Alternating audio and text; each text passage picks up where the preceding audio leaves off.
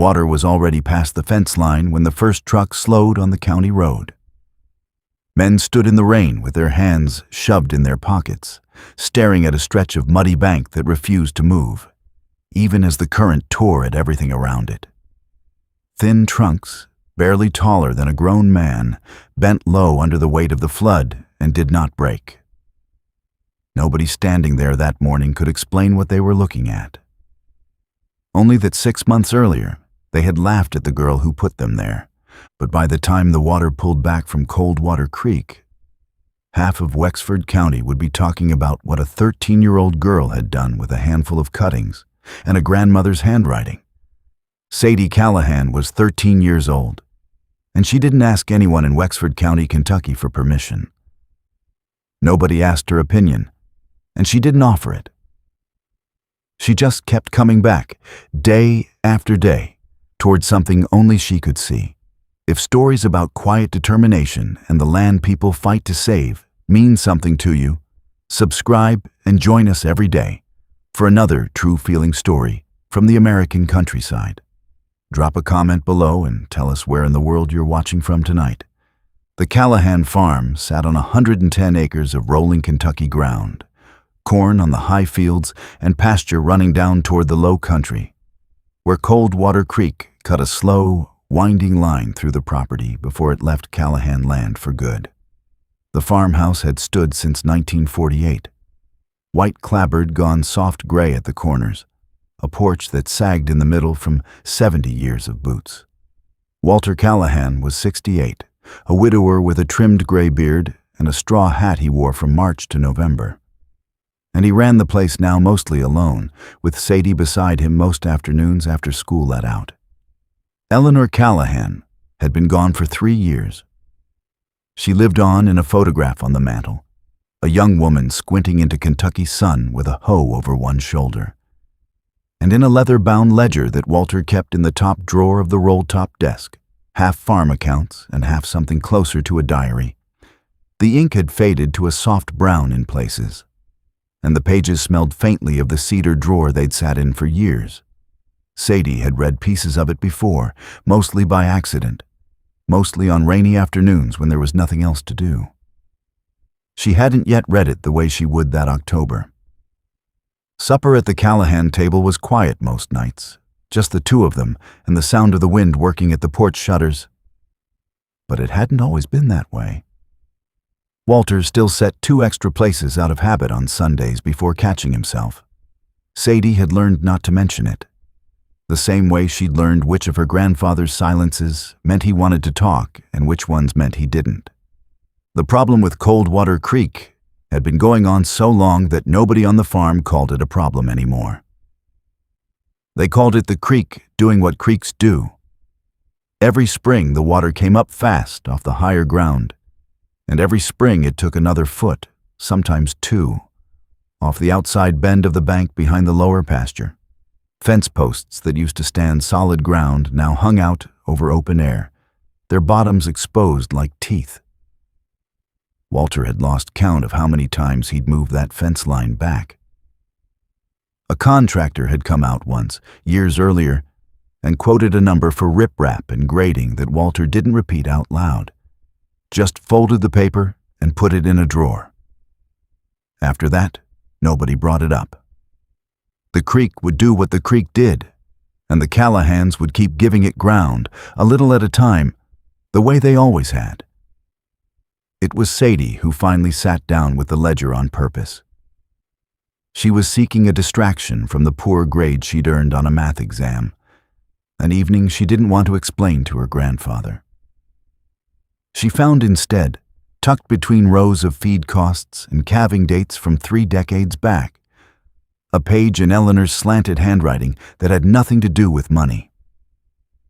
Eleanor had written about a stretch of bank along the same bend of Coldwater Creek that had started sliding in the wet years of the 1970s, and about an old method she'd learned from her own mother for holding it. Cut willow, pushed deep into damp ground while the wood was still green and dormant, spaced close along the water's edge until the roots took hold and knit the soil together from underneath. Eleanor had written that it worked. that the bank behind the smokehouse still held because of it, and that people forgot how much a plant with the right roots could do for ground that everyone else had given up on. Sadie didn't tell Walter what she'd found. She wasn't sure why, except that it felt like something between her and her grandmother. A private assignment nobody else had been given. The next afternoon, instead of going straight to the house after the bus dropped her at the end of the drive, she walked the fence line down to the creek and stood looking at the bare, undercut bank for a long time, the ledger's words running through her head. Then she walked back up toward the tree line at the edge of the property, where a stand of black willow grew wild along a drainage ditch nobody used for anything. And she started cutting branches with her grandfather's old pruning saw, the kind that folded into a leather sheath she'd found in the barn. She worked alone for the better part of 2 weeks, mostly in the hour before supper and on Saturday mornings before chores. She soaked the cuttings overnight in a rusted stock tank behind the barn, the way she thought the ledger described, and pushed them into the mud along maybe 40 feet of the worst section of bank, spacing them by eye, roughly 2 feet apart. It was slow, cold, unglamorous work, her hands raw from the wet ground and the March wind coming down off the ridge. Dale Hargrove noticed first.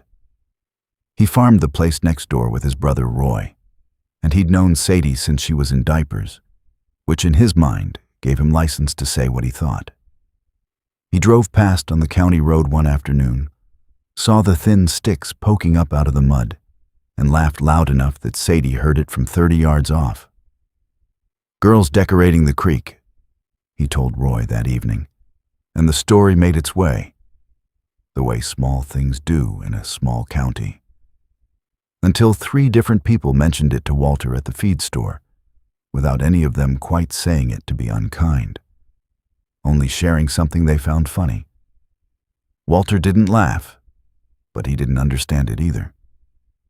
He asked Sadie once, gently, what she was doing down there, and she told him only that she was trying something, and he let it go, the way he generally lets Sadie's private projects go. The first real test came in April, and it did not go the way the ledger promised. A hard rain pushed the creek up 2 feet overnight, nothing close to flood stage, but enough. When Sadie went down the next morning before school, nearly a third of her cuttings had washed loose, roots barely started, the mud too soft where she'd pushed them in too shallow.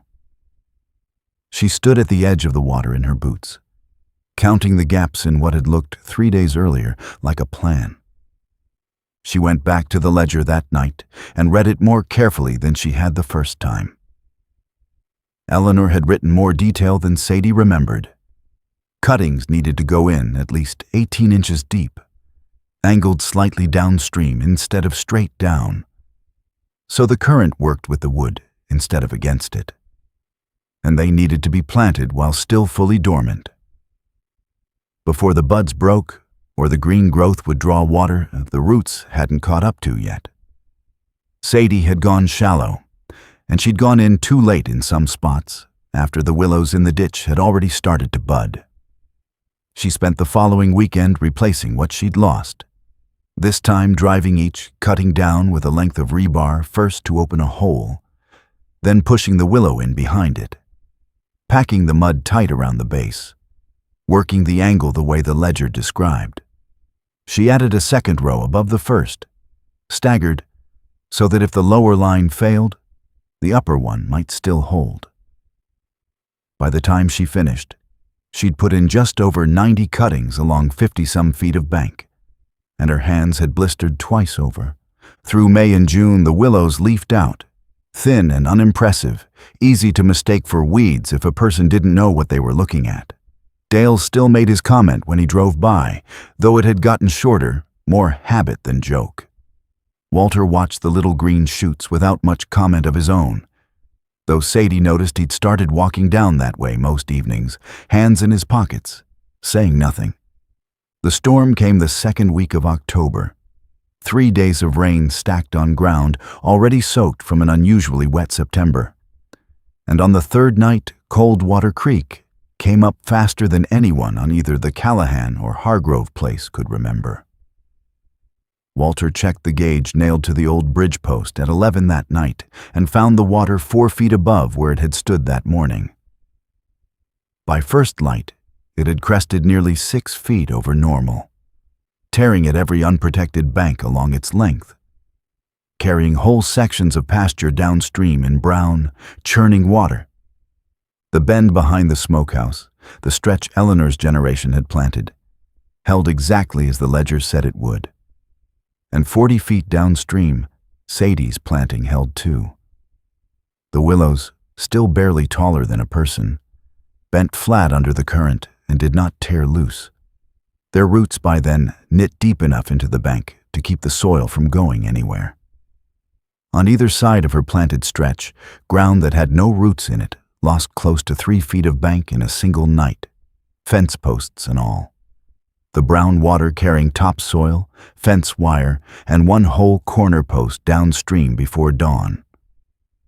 Dale Hargrove drove down to look at it himself 2 mornings later, once the water had dropped enough to see the damage clearly, and stood there a long while without saying anything smart. "Well, I'll be," was all he managed, staring at the line where his own washed-out ground met the stretch of unbroken bank on Callahan land.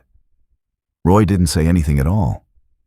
Word got around the county the way it always did, and by the following week, people who'd never given the creek a second thought were slowing their trucks on the road to look at the one stretch of bank that hadn't moved, 40 feet of green holding firm between 2 long gaps of raw, torn earth.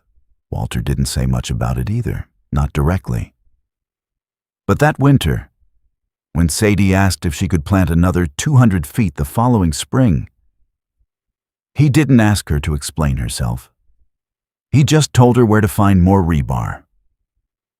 Wendell Berry, the Kentucky farmer and writer who has spent a lifetime thinking about land and the people who care for it, once put the idea more simply than any of the arguments Sadie could have made to defend what she'd done.